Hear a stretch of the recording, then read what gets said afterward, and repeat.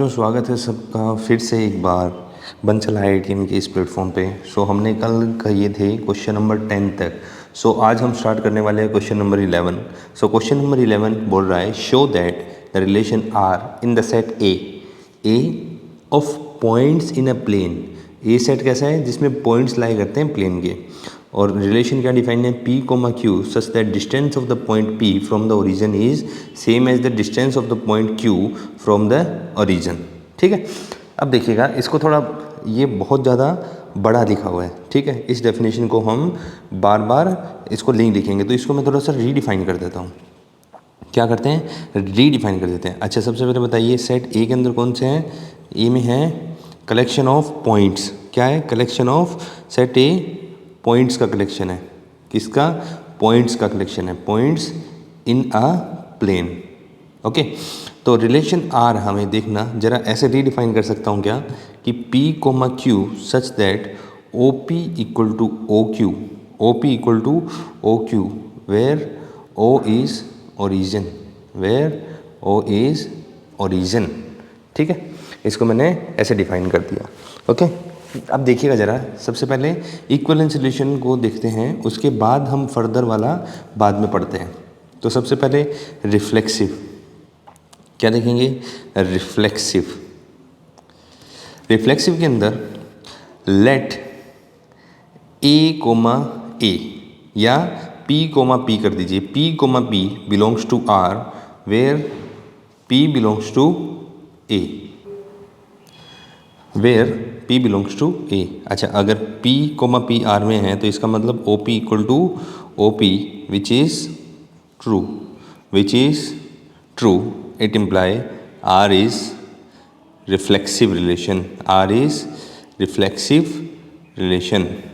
ठीक, अब देखिएगा सिमेट्रिक पे चलते हैं। सिमेट्रिक क्या बोलता है कि लेट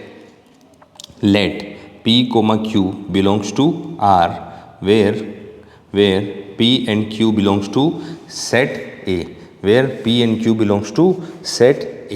ठीक है, अच्छा, अगर P, Q R में है, इसका मतलब OP इक्वल टू OQ। क्या इसका मतलब मैं लिख सकता हूँ OQ इक्वल टू OP। क्या इसका मतलब ये होगा कि Q, P also belongs to R। It imply R is symmetric relation, R is symmetric relation.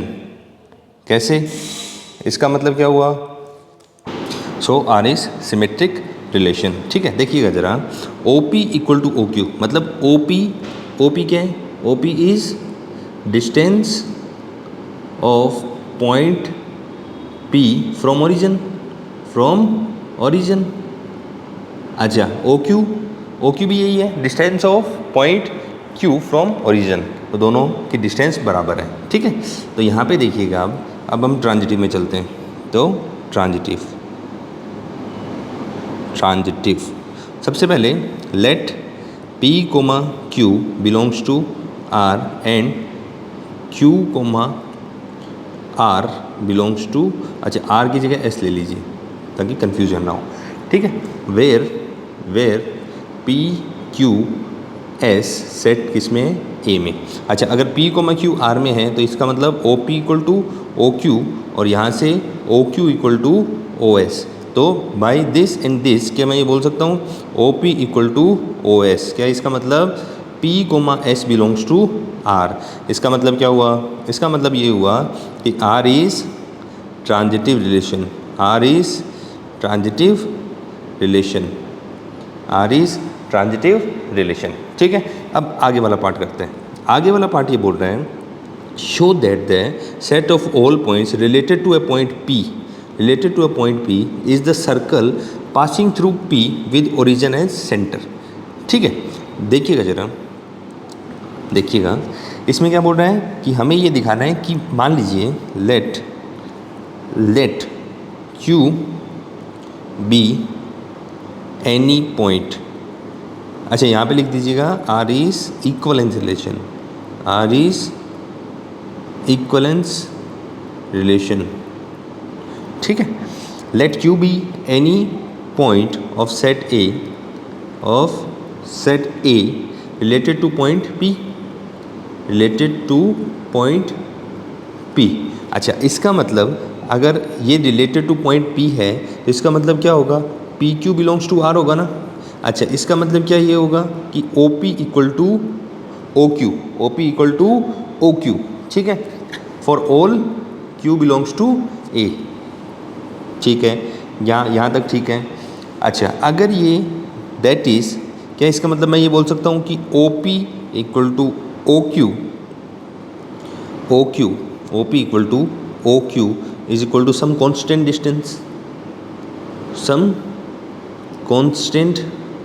Distance, ठीक है। मान लीजिए इस डिस्टेंस को मैंने K बोल दिया। अब एक सर्कल के डेफिनेशन से देखिएगा, सर्कल की डेफिनेशन क्या बोलती है कि सर्कल क्या होता है कि एक कांस्टेंट पॉइंट से, एक फिक्स पॉइंट से एक जो पॉइंट P है उसका लोकस क्या होता है, जिसकी डिस्टेंस फिक्स रहे, और इस पॉइंट का लोकस क्या होता है, एक सर्कल होता है। इसका लोकस क्या होता है, एक सर्कल होता है, ठीक। अब देखिएगा ज़रा, क्या यहाँ पे देखिएगा, एक मिनट मैं सर्कल बना लेता हूँ, ठीक। ये सर्कल है, मान लीजिए ये ओरिजिन है, ये ओरिजिन है और ये P पॉइंट है। अच्छा, ये Q पॉइंट होगा कोई भी, ठीक है। Q पॉइंट यहाँ पे भी हो सकता है, Q पॉइंट यहाँ पे भी हो सकता है, Q पॉइंट यहाँ पे भी हो सकता है। क्या ऐसे इनफाइनाइट Q मिलेंगे?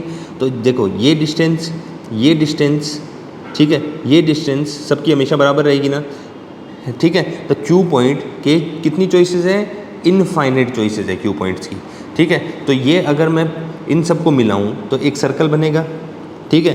तो क्या लिखेंगे, by definition of circle, by definition of circle, by definition of circle, all points Q of set A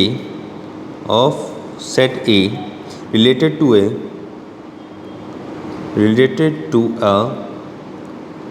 given point P of A lie on a circle, देख लिए ना, इस P पॉइंट से जितने भी Q रिलेटेड पॉइंट है ये सारे किस पे लाई कर रहे हैं, एक सर्कल पे लाई कर रहे हैं, ठीक है, विद सेंटर एट ओरिजिन, और यही हमें प्रूफ करना था। Got it. चलो नेक्स्ट क्वेश्चन में चलते हैं। नेक्स्ट क्वेश्चन हमारा बोल रहे हैं, show that the relation R defined in the set A, show that the relation R defined in the set A. अब देखना, शो दैट हमें पता है क्या शो करना है, कि एक इक्वलेंस रिलेशन है, किसमें, सेट ए क्या है, सेट ऑफ ऑल ट्राइंगल्स, ठीक है। अब ये चीज़ें आगे बाद में हम देखेंगे, फर्दर वाला मतलब आगे जितना भी दिया है हम अभी करेंगे, पहले इसको इक्वलेंस रिलेशन प्रूफ करते हैं। तो सबसे पहले क्या करें, हमें सेट क्या दिया है, इसमें ये है सेट ऑफ ऑल ट्राइंगल्स, ठीक है। रिलेशन आर क्या दिया है, T1, T2, T1 is similar to T2, अच्छा T1 और T2 कहाँ से बिलोंग कर रहे हैं, सेट A से, और A क्या है, सेट ऑफ ऑल ट्राइंगल्स। तो सबसे पहले क्या देखेंगे, रिफ्लेक्सिव, देखिए, late T1 belongs to R where T1 belongs to A। अच्छा, T1 इसका मतलब क्या होगा, T1 R में है तो T1 is similar to T1 which is true। एक ट्राइंगल खुद के तो सिमिलर होता ही है, एक्चुअली कॉन्ग्रुएंट होता है, बट यहाँ पे सिमिलरिटी तो कॉन्ग्रुएंस से थोड़ी सी लूज कंडीशन है, which is true। It imply R is reflexive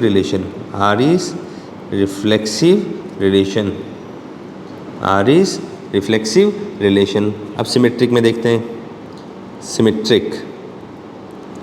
symmetric क्या बोल रहे हैं, late T1, T2 belongs to R where T1, T2 belongs to set A। अच्छा, T1, T2 R में, इसका मतलब T1 is similar to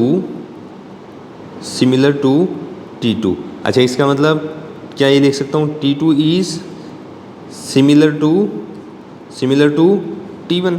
अच्छा, इसका मतलब ये बोल सकते हैं कि T2 comma T1 belongs to R। It imply R is symmetric relation.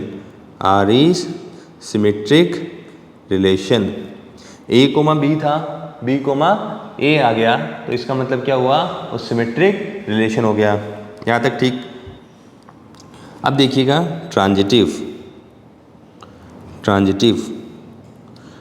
में क्या करेंगे, let T1 comma T2 belongs to R and T2 comma T3 belongs to R, where T1 T2 और T3 कहाँ बिलोंग कर रहे हैं, set A में, यानी सेट ऑफ ट्राइंगल्स में।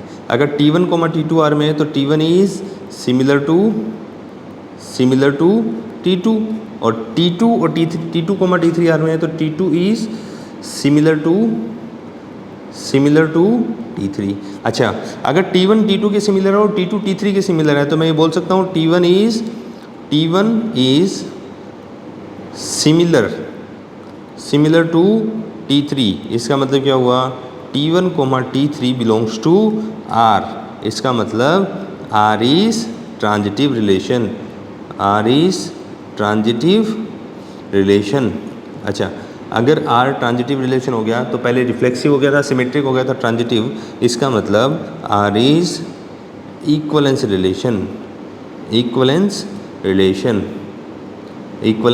रिलेशन। अब देखिएगा आगे क्या बोल रहे हैं, आगे ये बोल रहा है consider 3 triangles T1 with 3 4 5, T2 with side 5 12 13, T3 with side 6 8 10, which triangle among T1 T2 T3 are related? which triangle T1 T2 T3 में से कौन सा ट्राइंगल आपस में रिलेटेड है। ठीक है, अब यहाँ तक देखो, हमें T1 दे दिया 3 4 5, साइड्स T2 की साइड्स 5 12 13, T3 की साइड 6 8 10। लिख लेते हैं। T1 हमें क्या किया है, now given that T1 has sides 3 4 5, T2 has sides 5 12 13, T3 has sides 6 8 12, 6 8 10, sorry. ठीक, अब देखिएगा, ये मान लो 1, ये 2 और ये 3। ज़रा मैं ये बोल सकता हूँ क्या कि T1 is not similar to T2। Why? Because sides का जो रेशियो है वो इक्वल नहीं है। 3/5 not equal to 4/12 not equal to 5/13। जब साइड्स का रेशियो सेम होता है तो क्या हो सकता है, सिमिलर हो सकता है, बट यहाँ पे साइड्स का रेशियो सेम नहीं है।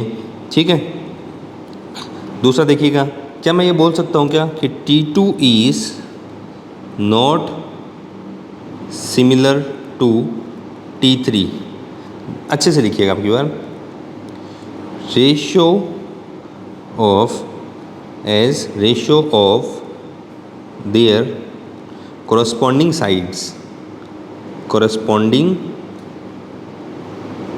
sides are is not same।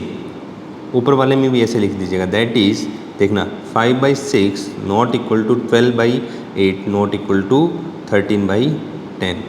ठीक, क्या बात समझ में आई? ठीक है, तो T2 भी T3 से रिलेट नहीं किया है ना। T1 is similar to T3। कैसे? Ratio of their corresponding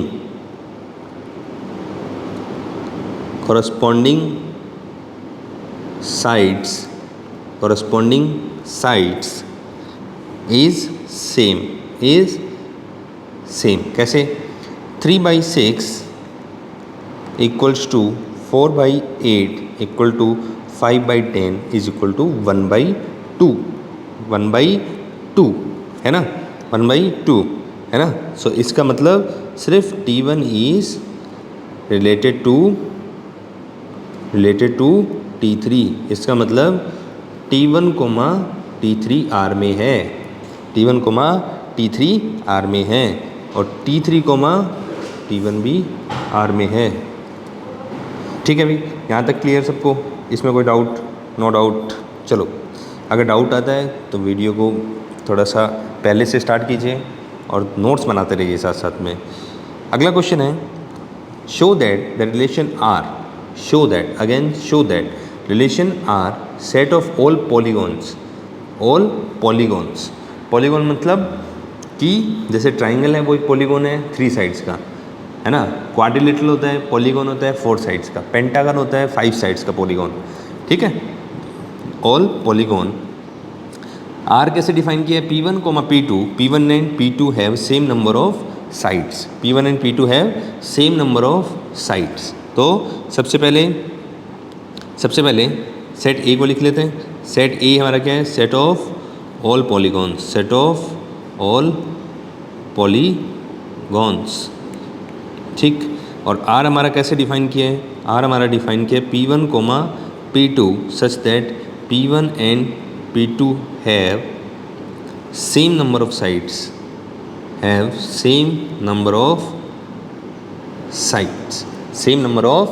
sides, देखिएगा जरा। सबसे पहले रिफ्लेक्सिव करते हैं। रिफ्लेक्सिव में क्या होगा? लेट, अच्छा ये मान लो सबसे पहले P1 बिलोंग्स टू, ये दूसरा तरीके से करवा रहा हूँ, P1 belongs to set A and P1, P1 belongs to R। अच्छा, P1, P1 R में है तो इसका मतलब क्या होगा? P1 and P1 have same number of sides. दो सेम पॉलीगॉन हैं तो उनके अंदर साइड भी सेम ही होगी। इसका मतलब क्या हुआ? Which is true. It imply R is reflexive relation. Second, symmetric क्या बोल रहा है? Let P1, P2 belongs to A and P1, P2 belongs to R। P1, P2 belongs to R। इसका मतलब क्या होगा? P1 and P2 have same number of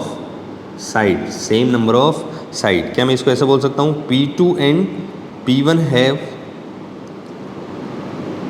same number of sides.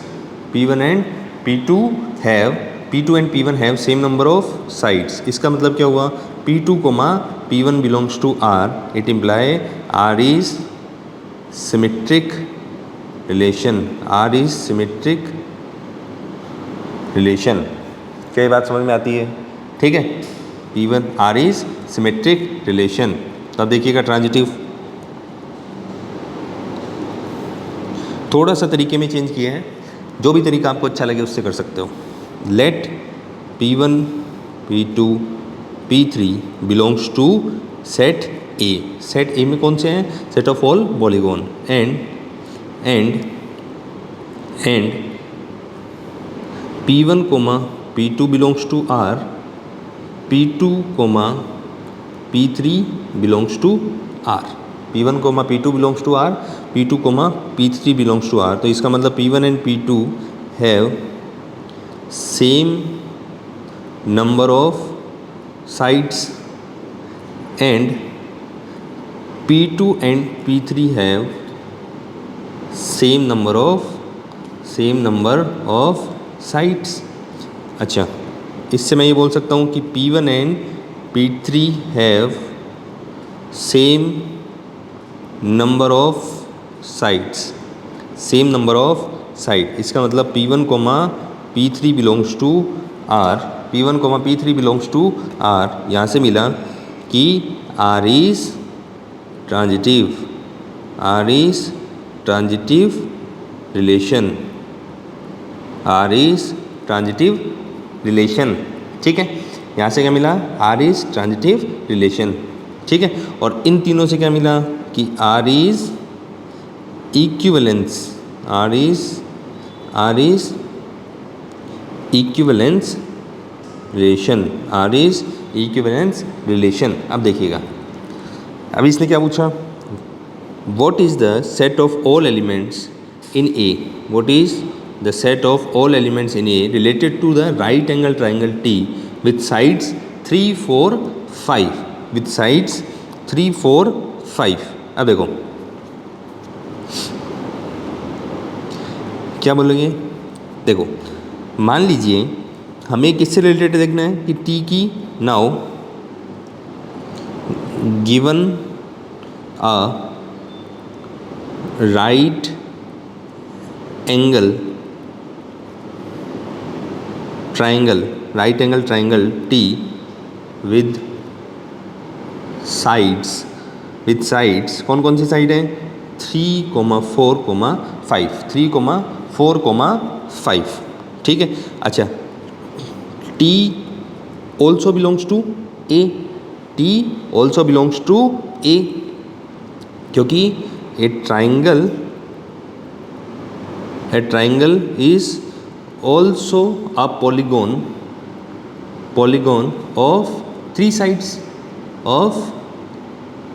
sides, एक polygon ही तो होता है 3 साइड्स का, quadrilateral 4 side का पॉलीगॉन होता है।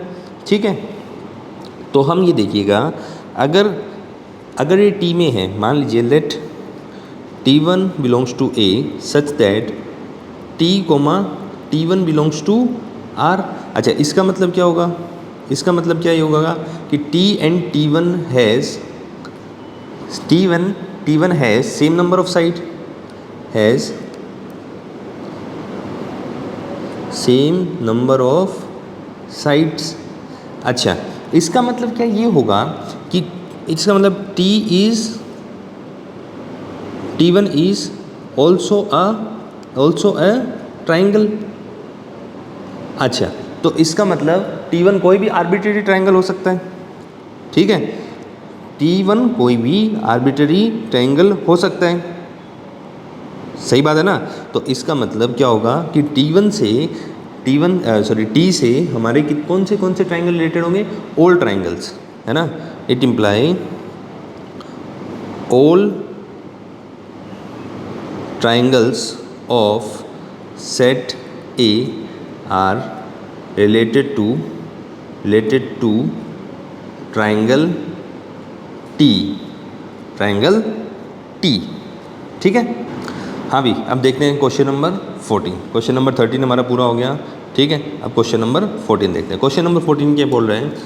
Late L be the set of all lines in XY plane, R be the relation in L defined as R L1, L2 such that L1 is parallel to L2। पहले इतना करते हैं, ठीक है, पहले इतना करते हैं। तो सबसे पहले रिफ्लेक्सिव, अच्छा सबसे पहले सेट लिख लेते हैं। सेट क्या बोल रहे हैं? सेट L है क्या? Set of all lines in XY plane. ठीक है, आर रिलेशन कैसे डिफाइन किया गया है? L1, L2 such that L1 is parallel to L2, L1 is parallel to L2। ठीक है, अब देखिएगा, सबसे पहले रिफ्लेक्सिव देखिएगा। Let L1 belongs to L and L1 belongs to R। अगर L1, L1 R में है, इसका मतलब L1 is parallel to L1 which is true, क्योंकि कोई भी लाइन खुद के हमेशा पैरेलल होती है। It imply L1, L1 belongs to R। It imply R is reflexive relation, R is reflexive relation. ठीक, दूसरा सिमेट्रिक, सिमेट्रिक, सिमेट्रिक के लिए let L1, L2 belongs to L and L1, L2 belongs to R। अगर L1 L2 में है इसका मतलब क्या होगा, L1 is parallel to L2। तो यहाँ से क्या मैं ये बोल सकता हूँ L2 is parallel to L1। तो इसका मतलब क्या हुआ, L2, L1 belongs to R। तो यहाँ से मिला R is symmetric relation, R is symmetric relation. ठीक, तो यहाँ से क्या मिला, अब सिमेट्रिक हो गया। अब देखते हैं ट्रांजिटिव, ट्रांजिटिव। तो देखिएगा, let L1, L2, L3 R में है, और क्या है कि L1, L2 R में है एंड L2, L3 R में है। L1, L2 R में है तो इसका मतलब L1 is parallel to L2, ये पैरेलल का साइन है, और L2 is parallel to L3। तो क्या मैं ये बोल सकता हूँ कि L1 is parallel to L3। मान लीजिए ये L1 है, ठीक है, ये L2 है, ये L3 है ना।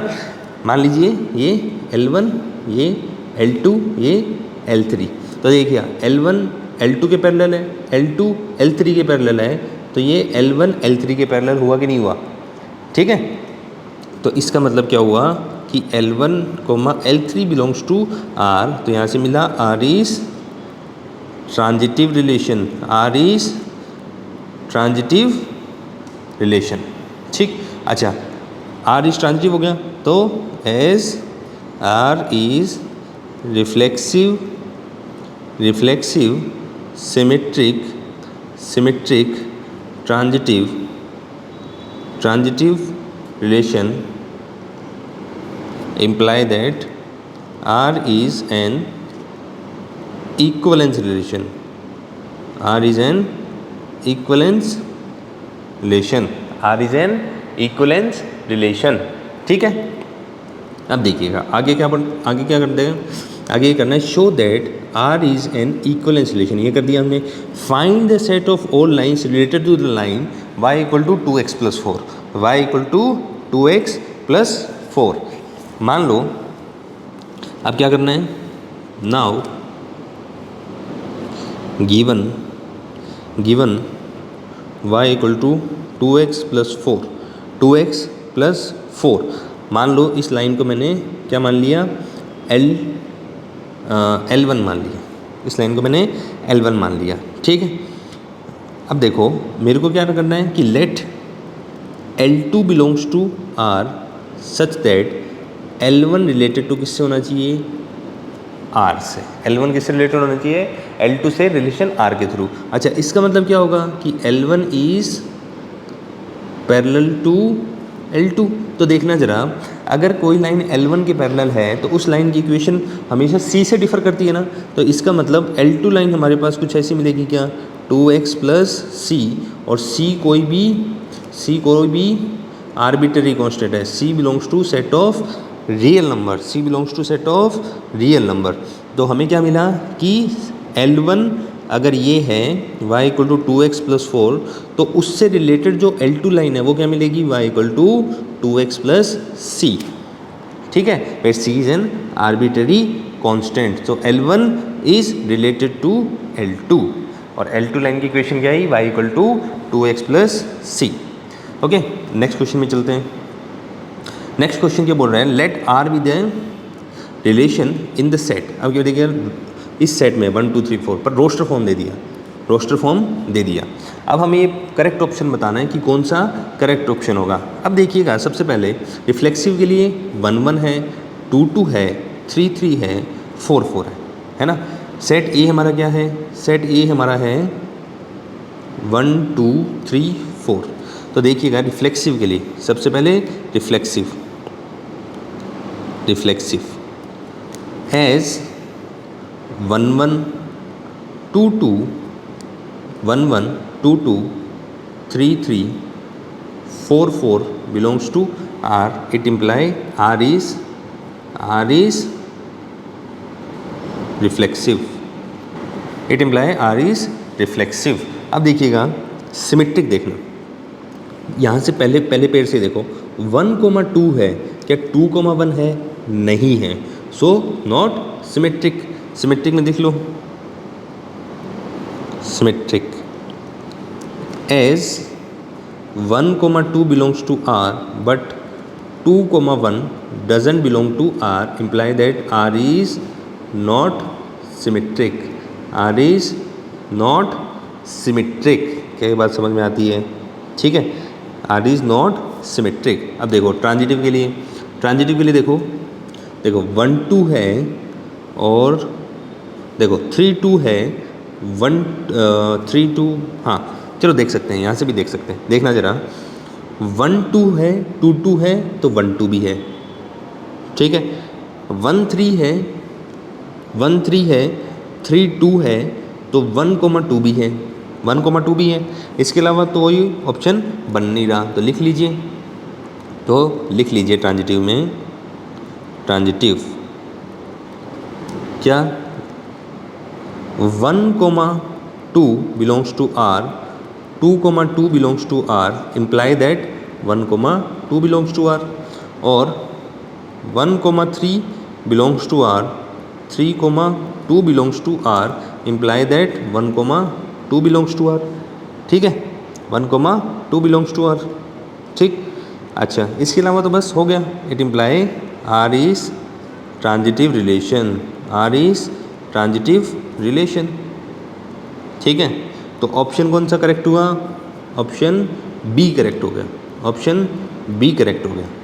ठीक, लास्ट क्वेश्चन 16 क्वेश्चन क्या बोल रहे हैं? Let R be the relation in the set N. N क्या है? Set of natural number A comma B such that A equal to B minus 2 और B greater than 6. Choose the correct answer. तो सबसे पहले क्या दिया है? 2,4 belongs to R, option A 2,4. अच्छा सबसे पहले रिलेशन आर को लिख लो. आर क्या दे रखा है? A comma B such that A equals to B minus 2 और B greater than 6, B greater than 6. इसका मतलब सबसे पहले एक चीज़ देखना, बी ग्रेटर देन 6 यानी सेकंड वाला एलिमेंट 6 से बड़ा होना चाहिए. तो यहाँ पे तो 4 ही है, तो ये ऑप्शन तो डिस्कार्ड, सीधा डिस्कार्ड. ठीक है, कैसे लिख दो? Option A 2,4 belongs to R. क्या आएगा? अगर 2,4 आर में है तो इसका मतलब 4 इक्वल टू 2 इक्वल टू ए की जगह 2, 4 माइनस 2 एंड बी की जगह क्या आएगा? 4 greater than 6, which is not true, which is not true, so option is wrong. Second option 3,8 belongs to R, imply that 3 equal to 8 minus 2 and 8 greater than 6. तो इसका मतलब क्या हुआ? 3 equal to 6, which is a contradiction, so ये भी गलत option. C option 6,8 belongs to R, imply that क्या होगा? 6 इक्वल टू 8 माइनस 2 और 8 ग्रेटर देन 6 भी है, तो ये हमेशा ट्रू है. इसका मतलब क्या हो गया? Which is true, which is true. It imply option C is correct option, option C is correct option. ठीक है, option C is correct option. Option D देख लीजिए, ऑप्शन डी भी देख लीजिए. 8,7 बिलोंग्स टू आर. अच्छा 8,7 होगा तो 8 इक्वल्स टू 7 माइनस 2 और ये यहीं भी ब्लंडर हो गया, ये तो कभी पॉसिबल ही नहीं है. सो हमारी ये यहाँ पे 1.1 एक्सरसाइज कंप्लीट होती है. इसके अलावा अब हम 1.2 से हम बिल्कुल स्टार्ट से शुरू किया हमने और बिल्कुल एंड तक आपके बोर्ड्स एग्ज़ाम तक हम साथ रहेंगे. ठीक है, सो अगर वीडियो अच्छा लगे तो लाइक कीजिएगा, चैनल को सब्सक्राइब कीजिएगा और आगे अपने दोस्तों को फॉरवर्ड कीजिएगा. Thank you so much.